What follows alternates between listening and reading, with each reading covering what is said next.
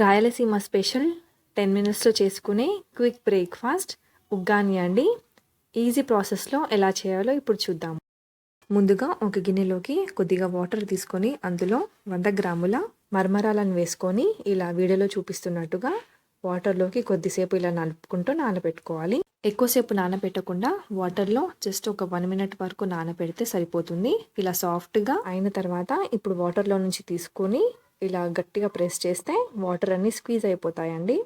Squeeze చేసుకున్న బొరుగుల్ని ఇలా వేరే గిన్నెలోకి ట్రాన్స్ఫర్ చేసుకున్న తర్వాత ఇలా పొడి పొడిగా తయారవుతాయండి.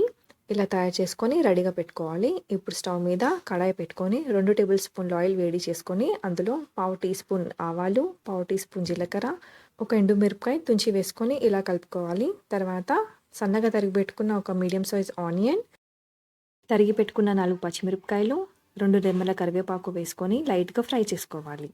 మంటని లో ఫ్లేమ్లో పెట్టుకొని ఫ్రై చేసుకోవాలి. ఇవి ఫ్రై అయ్యేలోపు మనం ఉగ్గాని కోసం ఒక పౌడర్ తయారు చేసుకుందాం. దానికోసం ఒక చిన్న మిక్సీ జార్లో 2 ఎండుమిరపకాయలు, 2 టేబుల్ స్పూన్ల పుట్నాల పప్పు, 1 టేబుల్ స్పూన్ కొబ్బరి పొడి వేసుకొని మెత్తగా పౌడర్ చేసుకొని రెడీగా పక్కన పెట్టుకోండి. ఉల్లిపాయ సగం వేగిన తర్వాత ఒక మీడియం సైజ్ టమాటా ఇలా పెద్దగా ముక్కలుగా కట్ చేసుకొని వేసుకోవాలి. ఇందులోనే ఒక 1/2 టీ స్పూన్ పసుపు వేసుకొని ఆయిల్ పైకి తేలేంత వరకు ఫ్రై చేసుకోవాలి. మీకు ఇందులో కారం కావాలి అనిపిస్తే 1/2 టేబుల్ స్పూన్ కారం కూడా వేసుకోవచ్చు. పచ్చిమిరపకాయలు వేసుకున్నాం కాబట్టి ఆ స్పైసీనెస్ సరిపోతుంది. టమాటాలు ఇలా సాఫ్ట్ అయ్యి ఆయిల్ పైకి రిలీజ్ అయిన తర్వాత మనం కడిగి పెట్టుకున్న బొరుగులు వేసుకొని ఒకసారి కలుపుకోండి.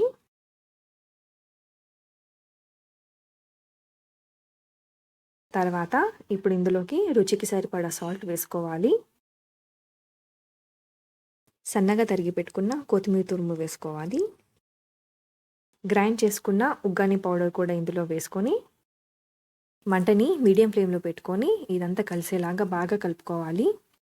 మనం వేసుకున్న పౌడర్ బొరుగులకి బాగా పట్టేలాగా ఒక 2 నిమిషాలు ఇలా కలుపుకుంటే వేడి వేడిగా ఉగ్గాని రెడీ అయిపోతుందండి. మార్నింగ్ బ్రేక్ఫాస్ట్కి అయినా లేదంటే ఈవినింగ్ టైంలో ఏదైనా వేడివేడిగా తినాలనిపిస్తే క్విక్గా చేసుకునే రెసిపీ అండి. టేస్ట్ కూడా చాలా బాగుంటుంది. ఒకసారి ఇలా ట్రై చేయండి. చిన్నపిల్లల నుండి పెద్ద ఏజ్ వాళ్ళ వరకు ఈజీగా తినే రెసిపీ అండి. ఇంతవరకు నా ఛానల్ని సబ్స్క్రైబ్ చేసుకోకపోతే ప్లీజ్ సబ్స్క్రైబ్ చేయండి. Thank you for watching.